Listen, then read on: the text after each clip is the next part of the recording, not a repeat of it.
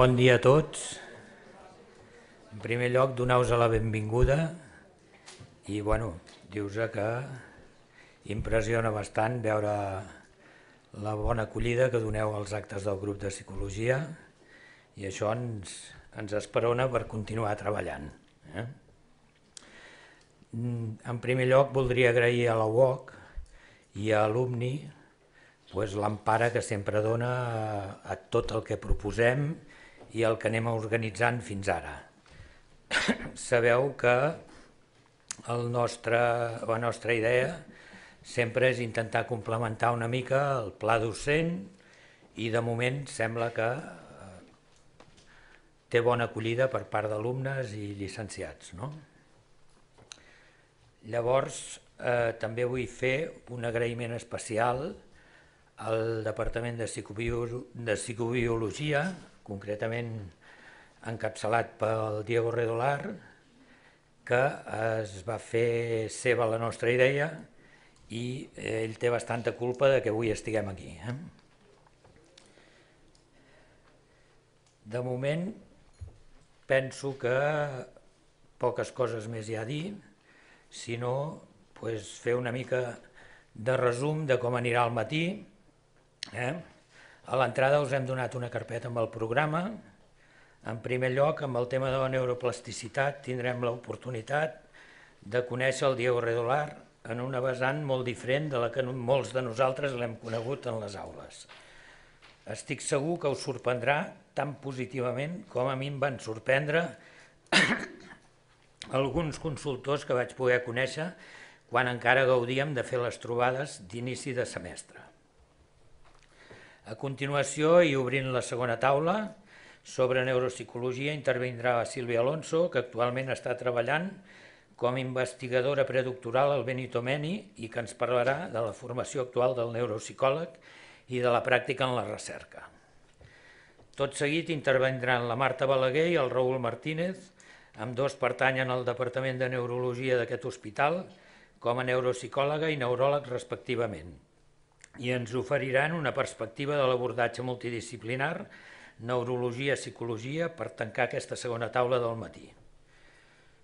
A les 12 aproximadament farem el break per reparar forces, també podreu recollir el certificat d'assistència i amb la neurona reposada encararem la tercera taula en la que el José Ramon Landín, psicòleg també de Benito Meni, ens presentarà el tema de les tècniques de neuroimatge i la seva aportació a la psicologia actual.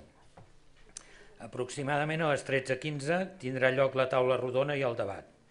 Hem decidit fer-ho en aquest format al final de la jornada i us hem donat uns folis perquè us aneu apuntant les preguntes que vagin sortint de les diferents ponències, ja que d'aquesta manera una mateixa pregunta pot obtenir la resposta, si cal, de 2 o més ponents i així ens tenim una visió integrada, tenir una resposta integrada de les qüestions que sorgeixin en el debat. Penso que aquesta manera pot propiciar un debat molt interessant i enriquidor, ja que tindrem feedback de diferents ponents alhora. I en principi, doncs, només queda començar l'acte i donar pas al Diego Redolar, que amb la ponència de neuroplasticitat trencarà el foc. Vinga, bon dia a tots.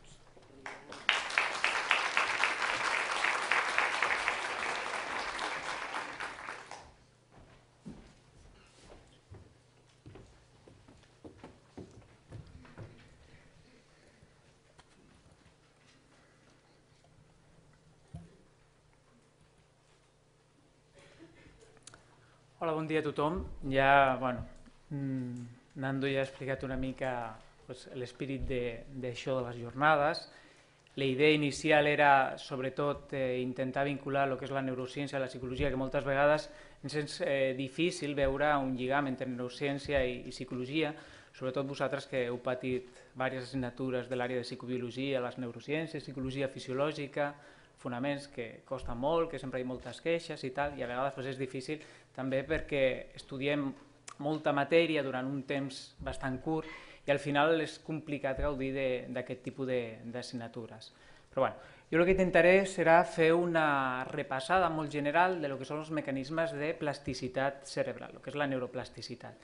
La xerrada la tinc preparada en castellà i, si us sembla, la faré en castellà també.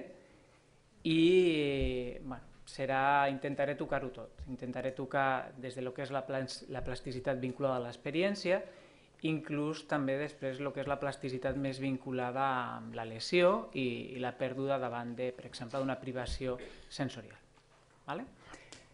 Bueno, en primer lugar, ¿qué es plasticidad? Cuando hablamos de plasticidad, primero nos tenemos que centrar en que es una capacidad del sistema nervioso, una capacidad cerebral. Una capacidad cerebral para modificar estructura, reorganizar estructura y función. O sea, que aquí tocaríamos los dos aspectos. Por un lado, la estructura y por otro lado también la función. Y esta plasticidad o esta neuroplasticidad puede estar vinculada a diferentes aspectos. La vinculamos al desarrollo, la formación del sistema nervioso, a la experiencia, cambios que suceden en nuestro entorno. También la vinculamos a aspectos cognitivos como el aprendizaje y la memoria, o incluso también a la lesión o cuando hay una pérdida de algún tipo de privación, por ejemplo sensorial, pues también se dan mecanismos de plasticidad. Lo que voy a hacer en el tiempo que tengo será repasar todos estos ámbitos. Empezaré por el desarrollo y luego iré tocando cada uno de los ámbitos, intentando sobre todo que la charla sea un tanto amena y yendo a la idea general, porque pues hay muchos estudios que son muy complicados, son muy difíciles algunos de entender, sobre todo de electrofisiología animal o de técnicas de neuroimagen, y esto comentaré o me centraré no en las bases, sino me centraré en la idea que podemos extraer de este tipo de estudios. ¿Vale? Pues si os parece, empezaremos con el desarrollo. Desarrollos complejos, son mecanismos que tienen lugar para la formación de nuestro sistema nervioso, y en el desarrollo pues se forman, por un lado, las células, las neuronas. Bueno, pensaba que iría un poquito mejor el ratón, no sé si hay. Pero se puso aquí,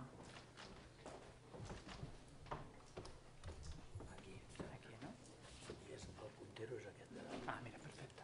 Bueno, pues tenemos por un lado las células que se formarán durante el desarrollo y después las conexiones que se van a formar entre esas neuronas. Esas conexiones no son inmutables, esas conexiones se pueden modificar y de hecho el mismo patrón de actividad de las neuronas modificará las conexiones. Y es una idea que tenemos que tener clara a priori cuando hablamos fundamentalmente de lo que es la plasticidad.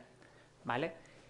De hecho, la idea inicial o los primeros estudios teóricos que empezaron a plantearse si el cerebro podía o no podía cambiar, tenía una versión o una visión un poco mecanicista, es decir, se veía el cerebro como algo ya fijado al principio del desarrollo, que cada parte tenía sus funciones y que era bastante reacio a modificarse, bastante reacio a la reorganización, a no ser que fuera el desarrollo o a no ser que hubiera una lesión por medio. Si no, se veía el sistema nervioso como algo cerrado, algo estanco, algo inmutable. Hoy en día esta no es la visión que tenemos. La visión que tenemos es que el cerebro es modificable, se puede modificar y se puede modificar a lo largo de nuestra vida. Lo que ocurre es que hay una serie de periodos críticos y esto es una cosa que tenemos que tener presente y una cosa que tenemos que tener a priori clara, estos periodos críticos. De hecho, pues todos de pequeños hemos jugado con plastilina y con plastilina pues la podemos moldear, podemos hacer formas. Si el bloque de plastilina lo dejamos de utilizar, pues al final se va secando y cuesta más de mover, cuesta más de modelar. Lo mismo ocurre con nuestro sistema nervioso. Nuestro sistema nervioso al inicio de nuestras vidas, pues como la plastilina que acabamos de sacar de la bolsa, es muy maleable. La podemos modificar, podemos reorganizarla, hacer formas, como los dibujos que vemos aquí en la diapositiva, y a medida pues, que dejamos de utilizarla, pues se vuelve cada vez más dura, o a medida que pasa el tiempo, pues esa plastilina nos cuesta más de moverla. Y esto sería pues una metáfora que podríamos aplicar a nuestro sistema nervioso. El sistema nervioso, pues más o menos, mecanismos de plasticidad operan así. Y sobre todo, pues cada vez se está viendo más que hay momentos críticos del desarrollo que no únicamente coinciden con la etapa prenatal o postnatal, sino que más a lo largo de la vida se van dando estos periodos críticos donde se da una serie de cambios que permiten al cerebro cambiar con mayor facilidad. Y cada vez pues están conociendo más cómo se lleva a cabo estos cambios. Tenéis que tener presente, y esto ya todos lo sabéis, pues que la unidad fundamental del sistema nervioso es la neurona. La neurona es las células gliales. Aproximadamente tenemos unos 100 billones de neuronas y 10 veces más de células gliales. No entraré a distinguir lo que son las neuronas, las células gliales ni la importancia funcional, sino me centraré en las conexiones de estas neuronas. Entre las neuronas se establecen conexiones y se establecen muchísimas conexiones. De hecho, si hiciéramos una comparación, nuestro cerebro es mucho más complejo que una galaxia llena de estrellas. Una galaxia, por ejemplo, en nuestra galaxia se calcula, se estima que hay unos 100 billones de estrellas. Si esto lo comparamos con las conexiones que hay en el cerebro, que se estima que sean entre 100 y 500 trillones. O sea, fijaros la gran complejidad en las conexiones que se establecen entre las neuronas. Y esta complejidad y estas conexiones es lo que va a sustentar muchos de los mecanismos de plasticidad que vamos a conocer y que vamos a ver en algunos ejemplos a lo largo de esta charla. ¿Vale? Bueno, por tanto, la primera idea sería que el desarrollo es complejo, que el desarrollo sería el primer hito en lo que es los procesos de plasticidad, pero que a lo largo de la vida, pues, el cerebro tiene la capacidad de modificarse, tiene la capacidad de cambiar, ¿vale? Es maleable. Vamos a ver qué ocurre con la experiencia, ¿vale? En relación a la experiencia, uno de los primeros aspectos que nos viene a la cabeza es el aprendizaje y la memoria. Y aquí, pues, una primera cuestión es ¿dónde aprendemos? ¿Qué es lo que hacemos para aprender? Pues ya sabéis que hay diferentes formas de memoria, diferentes formas de adquirir esa información y que hoy ya sabemos que esas formas de memoria quedan sustentadas por diferentes sistemas neurales. Uno de los sistemas que más se ha estudiado y en relación al ser humano pues tiene mucha importancia es el que incluye la formación hipocampal, que es lo que tenéis aquí, ¿vale? En el lóbulo temporal medial. La formación hipocampal sabéis que está implicada en aprendizajes de tipo declarativo o relacional. De hecho, aquí podríamos meter pues, todo lo que es la memoria episódica, la memoria semántica, la memoria espacial. Son diferentes tipos de memoria que dependen del hipocampo. Si el hipocampo está lesionado, como vemos aquí en este caso, que vemos un agujero enorme en el lóbulo temporal medial, pues somos incapaces de adquirir información de este tipo, ya sea semántica, ya sea declarativa, ya sea espacial. El hipocampo trabaja relacionando cosas. Cuando hablamos de memoria semántica sería conocer, por ejemplo, que París es la capital de Francia y el hipocampo lo que hace es relacionar París con Francia. O cuando hablamos de episódico es acordarnos pues, que ayer nos levantamos a las 7, fuimos a comprar el pan, luego nos encontramos con la vecina al bajar el ascensor, es decir, una serie de episodios que ponemos en un contexto. Pues el hipocampo también lo que hace es relacionar esos episodios. O en la memoria espacial lo que hacemos es relacionar pues, diferentes estímulos en un contexto espacial. El hipocampo trabaja relacionando, por eso a este tipo de memoria también se le llama relacional. ¿Y qué ocurre?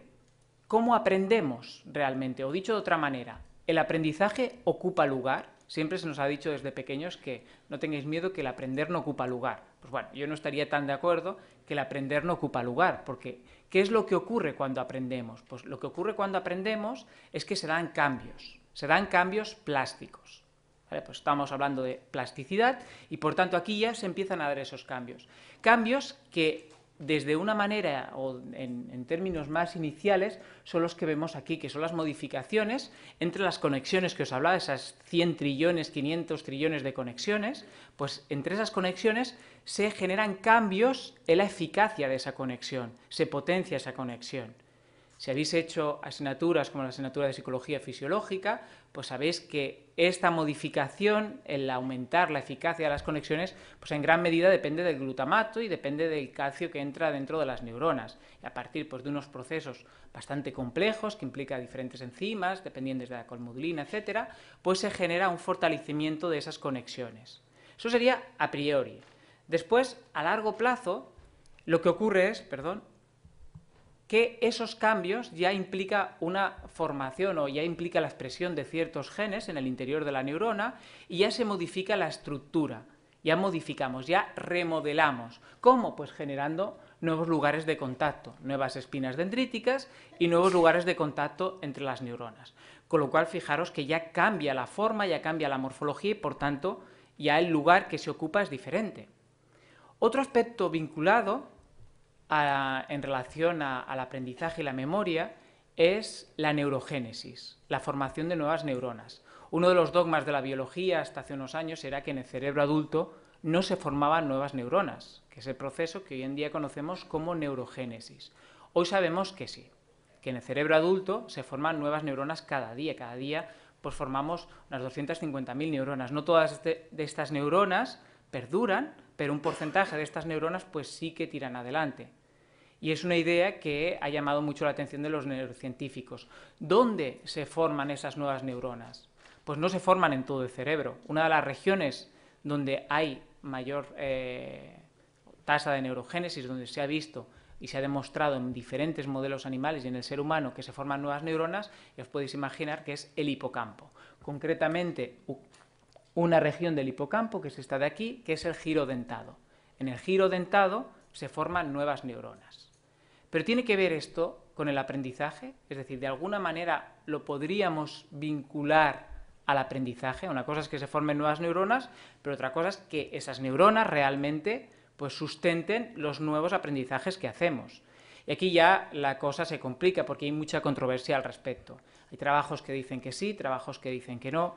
Parece ser, en relación a los últimos datos que tenemos, con estudios en modelos animales, incluso con el ser humano e incluso también con modelos computacionales, que las neuronas que se forman en el giro dentado del hipocampo sí que sustentarían el aprendizaje y la memoria.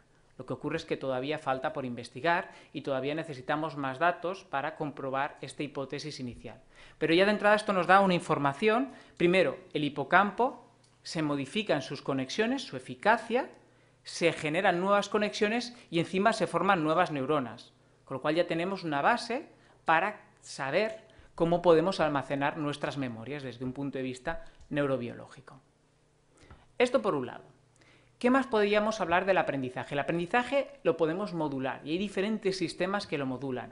Uno de estos sistemas que se ha visto con una potencia bastante fuerte para modular los aprendizajes y la memoria es el refuerzo, el placer.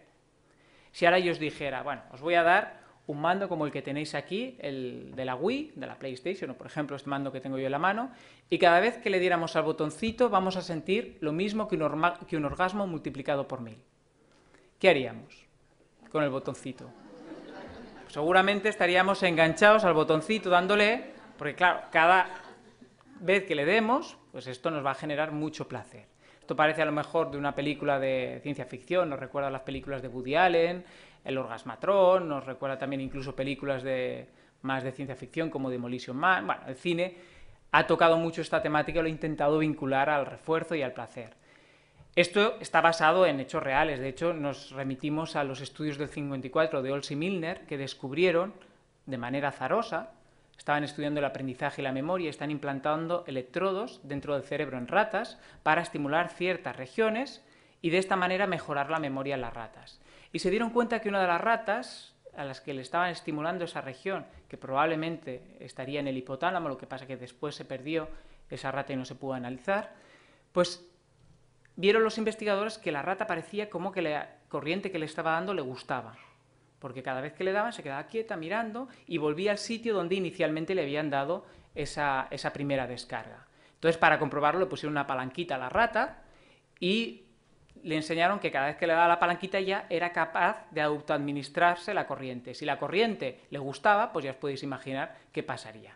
Y es lo que hoy conocemos como autoestimulación eléctrica intracraneal. Os voy a poner un vídeo de una rata de nuestro laboratorio para que veáis realmente, que no os engaño, esta rata tiene un electrodo en el hipotálamo lateral y cada vez que le da la palanca, pues la rata siente placer, siente, pues lo que os decía, como si tuviera un orgasmo multiplicado por 1000. Lo del orgasmo no me lo invento porque esto se hizo con pacientes que iban a ser operados de epilepsia, se les implantó electrodos también mientras estaban interviniendo en los años 70 para extirparles ciertas estructuras del lóbulo temporal y vieron, o los pacientes decían que sentían el placer más grande que habían sentido en su vida, era como si sintieran un orgasmo multiplicado por 1000, por eso decía la comparación, en base a las experiencias subjetivas de los pacientes. Este tipo de procedimientos no se aplican para que las ratas tengan placer, sino que se ha visto que es un modelo muy importante para facilitar la memoria. De hecho, este tratamiento aplicado en un haz, que es el haz prosencefálico medial, se ha visto capaz de facilitar la memoria, por ejemplo, en condicionamientos como el condicionamiento activo de dos sentidos, que es un tipo de aprendizaje un tanto sencillo, pero que implica por parte del animal una asociación. También se ha visto, y esto lo hemos visto en el laboratorio, que este tratamiento o la autoestimulación la autoestimulación eléctrica intracraneal también facilita aprendizajes de tipo más complejo, aprendizajes de tipo espacial. Por ejemplo, el laberinto acuático de Morris, que es un tipo de aprendizaje que depende del hipocampo. No sé si sabéis en qué consiste este aprendizaje,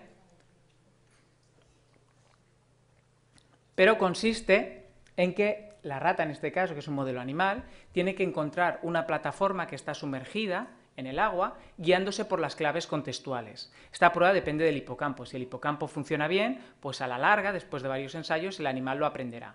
Pues ¿qué hemos visto? Hemos visto que aplicando el tratamiento de estimulación eléctrica intracraneal, lo que hacemos es que los animales lo aprendan mucho más fácil. En esta gráfica vemos la comparación de los animales controles y es el tiempo que tardan en encontrar la plataforma.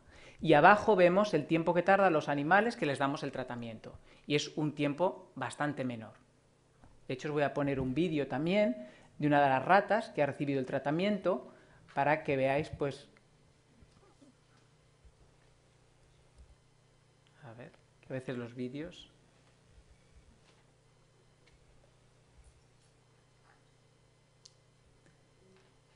Bueno, pues el vídeo me parece que no quiere que lo veamos. Bueno, pues lo pasaré. Pero en el vídeo se veía una rata dentro del laberinto, pues cómo encontraba de manera fácil la plataforma. Es decir, en definitiva, podemos decir que es un tratamiento que se ha visto en modelos animales que mejora la memoria. Podéis decir, bueno, estos modelos animales. ¿Pero qué pasa en el ser humano? Pues hace poquito, en el 2008, unos investigadores, Andrés Lozano de la Universidad de Toronto, estaban implantando un electrodo en el hipotálamo también de un paciente, pero para tratar la obesidad. Tenía obesidad mórbida y querían reducir la ingesta en este paciente. Y se dieron cuenta que cuando le estimulaban el hipotálamo, el paciente tenía recuerdos. Y dijeron, uy, qué raro. Entonces le aplicaron la estimulación de una manera más consistente y le pasaron pruebas de aprendizaje antes y después de la estimulación. Y vieron que el paciente lo hacía mucho mejor después de la estimulación. Y además encontraron que su cerebro, la activación del cerebro después de la activación cambiaba. De manera ipsilateral encontraron activaciones en el hipocampo y en el giro parahipocampal, que es lo que vemos aquí en colores amarillos, sobre todo. Vemos que hay una activación muy fuerte en el hipocampo del mismo lado donde se daba la estimulación y en la circunvalación giro hipocampal, que es la que rodea al hipocampo. Con lo cual, fijaros, se facilita la memoria a través del placer, a través de estimular directamente el sustrato nervioso del refuerzo. Pero fijaros que esto tiene sentido, porque adaptativamente, cuando algo es o algo está vinculado con alguna cosa relacionada con el refuerzo, ya sea para encontrar pareja, alimento, esa memoria se queda grabada de una manera muy fuerte en nuestro cerebro. Hoy en día, de hecho, esto se está aplicando a las adicciones, el por qué las adicciones se da la persistencia y se da el uso compulsivo de la droga, y se está vinculando a procesos de aprendizaje asociativo y a cambios genéticos en el cerebro de las personas adictas. No me extenderé en la adicción, pero bueno, es uno de los campos que cada vez se está viendo más este vínculo entre refuerzo y memoria, porque cada vez es más importante. De hecho, también, y ya acabaré con las ratas, una de las cosas que hemos visto en nuestro laboratorio es que no únicamente este tratamiento es capaz de mejorar la memoria, sino que revierte los déficits asociados a la lesión. Dos trabajos, uno generando lesiones en el tálamo y generando un tipo de amnesia diencefálica y otro en la amígdala. Con el tratamiento de autoestimulación hemos sido capaces de revertir las consecuencias de la lesión sobre la memoria, incluso que los animales que presentaban la lesión lo hicieran mejor que los animales control. Con lo cual, esto es una de las bases que más a la larga se podrían intentar aplicar a la terapéutica humana. Todo lo que conlleva la terapéutica humana pues son muchos años de investigación, primero preclínica, investigación básica con animales. Pero bueno, ya cada vez vamos teniendo más información acerca de cómo el refuerzo puede modular la memoria, incluso cómo el refuerzo podría ser una herramienta a la larga de cara a la terapéutica, que es una de las cosas que nos puede interesar, ¿vale? En relación, por ejemplo, a personas con problemas de memoria. Bueno, experiencia. Cambios en el entorno, ¿vale? Hemos dicho que la plasticidad también se asocia a cambios en el entorno, es decir, cuando hay algún cambio en el entorno, pues nosotros podemos cambiar, y de hecho esto es adaptativo. Nuestro medio en el que vivimos es un medio cambiante, y por tanto el cerebro tiene que anteponerse y tiene que permitirnos tener las herramientas para adaptarnos de una manera correcta a ese medio. Permitidme que me vaya un poco, pero hay un texto de Giorgio Vasari, que era un arquitecto, un pintor italiano, que hablaba sobre Miguel Ángel cuando pintó la Capilla Sixtina. Y Vasari nos dice, el trabajo se llevaba a cabo en condiciones muy fatigosas, dado que Miguel Ángel tenía que estar de pie, con la cabeza tendida hacia atrás, y su vista se debilitó de tal forma que durante varios meses solo fue capaz de leer y mirar sus bocetos en dicha posición. Fijaros, esto es un ejemplo de cómo un estímulo ambiental nos puede modificar, de hecho, un aspecto importante como es el vínculo que podemos tener nosotros con el medio. En este caso, Miguel Ángel, pues a la hora de leer o a la hora de trabajar sus propios bocetos. Hay también otro caso bastante curioso que sucede en el archipiélago de las islas de Mergui, en Birmania, donde hay un pueblo nómada que se llama los Moken, que es un pueblo que tiene una característica bastante peculiar, y es que pueden bucear a unos 20 metros a superficie del mar e incluso tienen una buena visibilidad, cosa que otras personas pues no podemos ver a esa profundidad. De hecho, hay un grupo de investigación en Suecia, la doctora Lund, que ha intentado analizar a estas personas y ha visto que realmente han sufrido cambios de reorganización de su corteza visual, que les ha permitido adaptarse a esas condiciones. Es un pueblo que tiene un vínculo muy estrecho con el mar. De hecho, viven en el mar, llevan toda su vida en el mar. En el 2004 tuvo lugar el tsunami que azotó el sudeste asiático, y de hecho estas personas, aunque el tsunami destrozó completamente sus asentamientos, no hubo ningún muerto en estos asentamientos, porque ya fueron capaces de anticipar de alguna manera la respuesta del mar. Con esto quiero decir que hay un vínculo muy estrecho entre los Monken y la vida marina, la vida con el mar. Y por eso se ha adaptado su sistema nervioso a vivir en estas condiciones. Fijaros la capacidad de adaptación, incluso cambiar el sistema visual y permitir a una persona pues ver unas condiciones que no debería ver, como es por ejemplo dentro del agua del mar, que por la refracción en la córnea pues no podríamos ver, y su sistema nervioso ya se ha acomodado para que les permita interactuar y en este caso buscar comida, buscar diferentes aspectos de su subsistencia en el medio marino. Llegados a este punto ya nos vamos a centrar en la lesión, que sería ya el último punto relacionado con la plasticidad, y en la reorganización que se da en nuestro sistema nervioso, por ejemplo, cuando hay una privación sensorial, ¿vale? Hay un experimento que yo siempre lo explico porque es un experimento que se hizo a finales de los 60, que lo hizo este señor que tenéis aquí, que es Bachirrita, que lo publicó él y sus colaboradores, lo publicaron en una de las mejores revistas en ciencias, que es Nature, donde demostraron que a partir de una cámara como la que tenéis aquí, esta cámara recogía información del entorno y lo que hacía era, en función de la información que recogía la cámara, la convertía en impulsos, en movimientos mecánicos, en una especie de sistema vibratorio que había en esta silla. Lo mismo que hacen nuestras neuronas cuando transduce la información sensorial, por ejemplo, un fotorreceptor que coge la información lumínica y el proceso de transducción nos permite modificarlo en potenciales de acción, pues ellos intentaron hacer lo mismo, llevar la información visual a información vibratoria. Entonces, ¿qué hicieron? Pusieron a personas ciegas de nacimiento aquí, que tenían intacto el cerebro, las áreas que procesaban la información sensorial, pero que la retina o alguna parte, por ejemplo, del nervio no funcionaba correctamente y por tanto no veían, y tras sesiones de entrenamiento estas personas consiguieron ver. ¿Ver cómo? Ver a través de la espalda, ver a través de la estimulación sensorial, es decir, que la corteza somatosensorial procesaba información del tacto y esta información les servía a las personas para ver. Fijaros, aquí tenemos la cámara. Hoy en día esto se utiliza, y se utiliza de una manera un poco más compleja. Ya no se utiliza pues esa silla aplicada a la espalda donde se tenía que sentar la persona, sino ahora ya son microcámaras que la persona ciega lleva encima de la cabeza, y unos sensores que se ponen en la lengua. La lengua, sabéis que tenéis las papilas gustativas, que son receptores, y luego hay 3 nervios craneales que llevan esa información al sistema nervioso. Por lo tanto, tenemos información que a partir de la cámara que lleva la persona encima de la cabeza, envía información visual, la convierte en información somatosensorial, táctil, que el sujeto recoge a través de la lengua. Y a partir de aquí la persona es capaz de ver, ¿vale?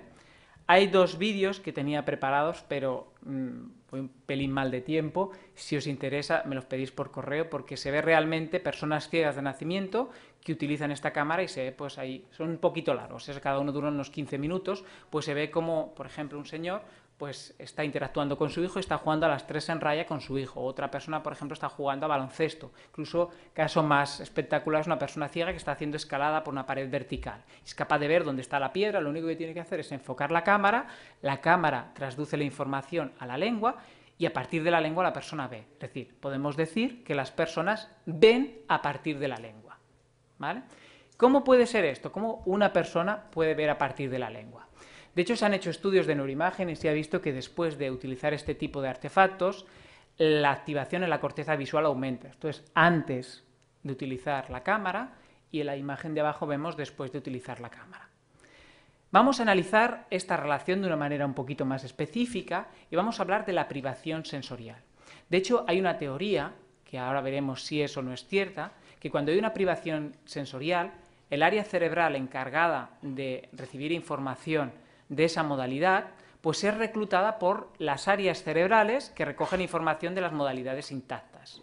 Y de hecho esto se basa en una estrategia adaptativa que se llama ventaja cooperativa, que los sistemas sensoriales pues se da una integración multisensorial para aumentar nuestra experiencia perceptiva. Y esto pues somos conscientes en el día a día. Por ejemplo, cuando experimentamos, estamos comiendo algo, sabemos que si estamos resfriados no nos sabe igual el plato que estamos degustando, nos sabe diferente. Incluso ustedes que, claro, voy a un restaurante muy bueno, pero estoy resfriado y no voy a gozar de estos platos que me van a servir. ¿Qué ver tiene si nosotros llevamos la información a partir de las papilas gustativas? Pues sí que tiene que ver por estos mecanismos de integración sensorial. Esto es muy importante para tener una experiencia perceptiva plena, ¿vale? Pues en base a estas ideas han partido muchos estudios llevados a cabo con técnicas de neuroimagen y llevados a cabo con técnicas de estimulación cerebral no invasiva. De hecho, sabemos que las personas ciegas, sobre todo si son ciegas de nacimiento o si han adquirido la ceguera en etapas tempranas de la vida, pues tienen capacidades superiores a personas normales, personas con vista. Por ejemplo, capacidades relacionadas a la discriminación táctil, suelen tener mejor discriminación táctil, discriminación auditiva, por ejemplo, entre diferentes frecuencias de tono, también lo que es la localización espacial del sonido, que a veces nos cuesta saber de dónde viene un sonido, la navegación espacial, son personas que normalmente se orientan mejor en el espacio, discriminación del habla, incluso la memoria verbal. Por tanto, la primera idea sería partir de que personas que tienen una privación social importante, sobre todo si es temprana, presentan otras capacidades superiores a las capacidades que tenemos nosotros. Y de hecho algún día os invito a que, por ejemplo, una tarea mecánica que estemos acostumbrados a hacer, por ejemplo, hacer la cama. Hacer la cama, podemos meter las sábanas debajo de la cama y hacerla de manera automática. Intentar hacerla un día con los ojos cerrados, ¿vale? Intentar hacer un día con los ojos cerrados alguna conducta así y veréis la diferencia, veréis cómo vamos a hacer la conducta de una manera más efectiva. Y esto se debe en relación a lo que explicaremos ahora. No entraré en detalle, ya conocéis más o menos cómo está la ciroarquitectura y la distribución funcional, por lo que hoy sabemos, de la corteza cerebral. De hecho, hoy en día pues, se habla de sistemas y los nuevos datos de conectividad funcional pues, nos habla de que hay muchos sistemas que están actuando de manera genérica y que la cosa no es tan sencilla como se pensaba de manera inicial, pero de entrada y de una manera sencilla y simplista podemos dividir la corteza en áreas sensoriales, áreas motoras y áreas de asociación. Aquí tenemos en morado las áreas de asociación, ¿vale? Aquí en color amarillo las áreas sensoriales, por ejemplo sería la corteza visual, la corteza auditiva, la corteza somatosensorial, y aquí tenemos pues las áreas motoras, ¿vale? De una manera bastante simplista.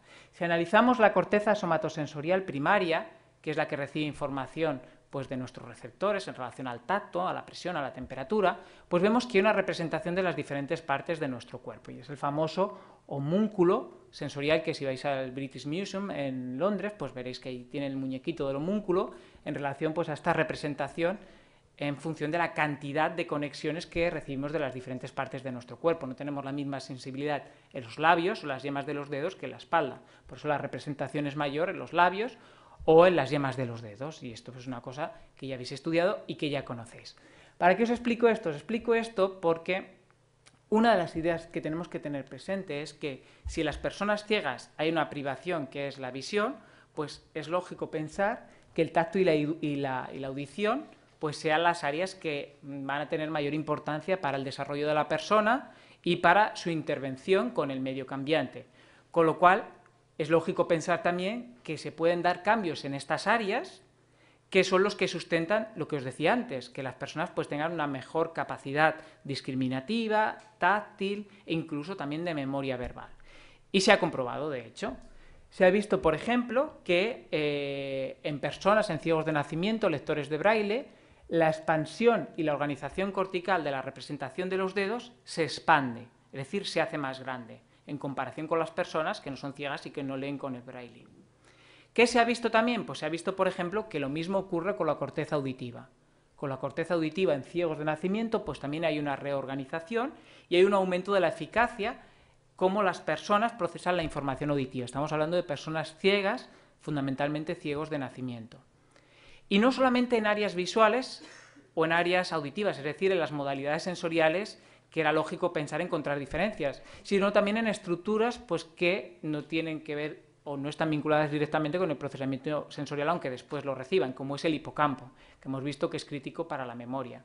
Pues ha visto que las personas ciegas pues tienen un mayor volumen hipocampal. Aquí, por ejemplo, veis en esta gráfica, en verde tenemos las personas ciegas de nacimiento o que han adquirido la ceguera en edades tempranas, en naranja los ciegos ya más tardíos y en amarillo las personas que ven. Y fijaros la diferencia, hay mayor volumen hipocampal en las personas ciegas, sobre todo si la ceguera se ha adquirido en edades tempranas. Y además esto correlaciona con una mejora, una ejecución mejor en tareas de navegación espacial, ¿vale? Por tanto, la primera idea sería que las personas ciegas, pues las áreas que reciben información de otras modalidades, que son las modalidades sensoriales intactas, pues se reorganizan, cambian y esto genera pues una mayor eficacia en estas funciones que veíamos. Pero no solamente acaba la cosa aquí, sino que también hay cambios en el área sensorial que estaba privada sensorialmente, y esto es lo que en neurología se conoce como plasticidad crossmodal. Es decir, hay cambios en la corteza, si hablamos de ciegos, en la corteza visual. Y era la teoría que planteábamos al principio. De hecho, la corteza visual es reclutada por otras áreas sensoriales para llevar a cabo pues, diferentes funciones, como por ejemplo, para leer en braille, para localizar estímulos auditivos o, por ejemplo, para llevar tareas de memoria verbal o incluso de lenguaje. Cuando se llevan a cabo estas tareas, esta zona de aquí, que únicamente se tendría que encargar de procesar información visual, pues ahora también se encarga de procesar información relacionada con el tacto, relacionada con la audición o incluso relacionada con capacidades cognitivas superiores como la memoria o el lenguaje. Y esto pues son datos que de cara a la plasticidad pues nos dan ideas bastante precisas de cómo está funcionando el cerebro y cómo se reorganiza, por ejemplo, después de una lesión. No sé si conocéis a este investigador que tenéis aquí, Álvaro Pascual Leone.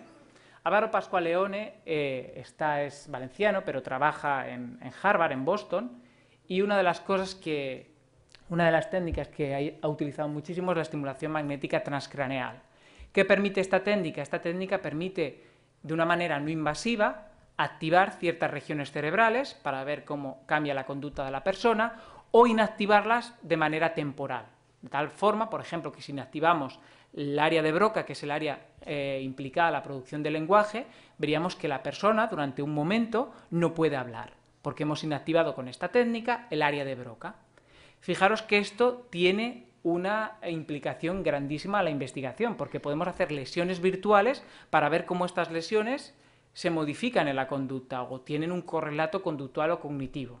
Y de hecho es lo que hizo Álvaro y otros investigadores con los ciegos de nacimiento. Aplicó TMS en la corteza occipital, que en principio tendría que aplicarse únicamente o que estar implicada en procesar información visual, y vio que las personas ciegas que leían en braille eran incapaces de leer en braille, a pesar que el braille es información somatosensorial que recoge a partir de la yema de los dedos, pues inactivando su corteza visual eran incapaces de leer en braille, aunque eran capaces de reconocer objetos con el tacto. Fijaros la dicotomía, podían reconocer los objetos con el tacto, tocándolos con las manos, pero eran incapaces de leer con este sistema. Y esto pues ya es una aproximación causal.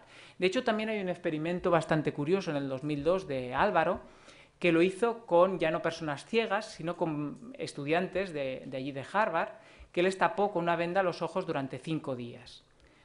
A partir de las primeras horas de privación sensorial, en este caso visual, los sujetos ya empezaban a tener experiencias extrañas y cuando oían algún sonido o recibían alguna estimulación somatosensorial ya parecía como que la cosa daba información contradictoria o información un tanto extraña.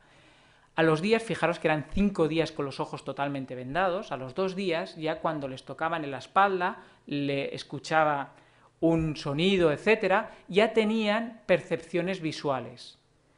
Al final del estudio, los sujetos eran capaces, a partir de la información somatosensorial y de la información auditiva, tener cierto tipo de percepción visual. Analizó su corteza y vio que realmente la corteza visual empezaba a recibir información de la corteza auditiva y de la corteza somatosensorial. Con lo cual esto le llevó a plantearse pues, que había unas conexiones ya establecidas, unas conexiones innatas entre la corteza somatosensorial y la corteza visual, que implicaba pues, estos mecanismos de plasticidad. Y bueno, y hay otros experimentos bastante interesantes con TMS. Hay un caso clínico de una persona ciega, una mujer, que tuvo un infarto en la corteza occipital de manera bilateral, y a partir del infarto, esta persona pues siguió pudiendo reconocer los objetos a través del tacto, porque obviamente si es corteza occipital podemos pensar que es corteza visual, estamos hablando de una persona ciega, pero fue incapaz de seguir leyendo en braille, ¿vale? Que era lo mismo que encontró Álvaro con la TMS. O sea que vemos un correlato bastante importante. Esto en el sistema visual. En el sistema auditivo, también lo pasaré muy por encima, se ha encontrado exactamente lo mismo. Los cambios no son tan fuertes, pero de hecho la corteza auditiva en personas sordas se ha visto que también recibe información de otras áreas intactas para procesar, por ejemplo, tareas visuales, tareas relacionadas con el lenguaje de los signos, que es cómo se comunican las personas, y algunas tareas incluso pues, un poquito más complejas. Con lo cual, hay una plasticidad crossmodal y esa plasticidad crossmodal tiene que ver con cambios plásticos y tiene que ver con la reorganización conductual y cognitiva de las personas. Y esto es muy importante si después, a la larga, queremos ver un vínculo en relación, por ejemplo, a la terapéutica, en relación pues, a aspectos de la rehabilitación. Un aspecto también muy curioso que se ha visto, y esto hay muy poquitos estudios, son en personas ciegas y sordas. Las personas que son ciegas y sordas de nacimiento, pues utilizan un lenguaje de signos áptico, y es tocándose a través de las manos, son capaces de comunicarse. Y resulta muy difícil enseñar este tipo de lenguaje a las personas que son ciegas y sordas. No obstante, hay personas, por ejemplo, en Boston, hay una organización que se dedica, y en Noruega también, a enseñar este tipo de lenguaje.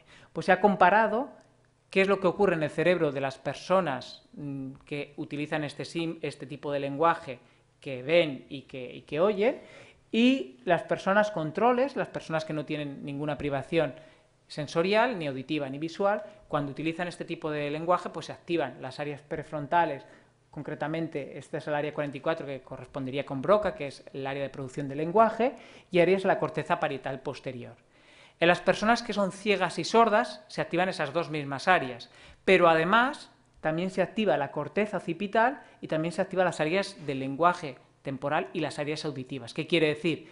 Pues que están utilizando áreas que están privadas sensorialmente para procesar información del tacto.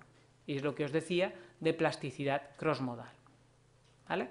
En resumen, pues hay muchos datos relacionados con la plasticidad crossmodal en personas, incluso también en modelos animales, como lo que vemos aquí en la fotografía. Por ejemplo, esto es un estudio en gatos, y gatos que se han criado en condiciones de privación sensorial, en la oscuridad, por ejemplo, pues se ha visto que la corteza auditiva, por ejemplo, en una región que es la corteza actosylviana anterior, pues se expande muchísimo en comparación con otras modalidades sensoriales. Es decir, hay plasticidad crossmodal.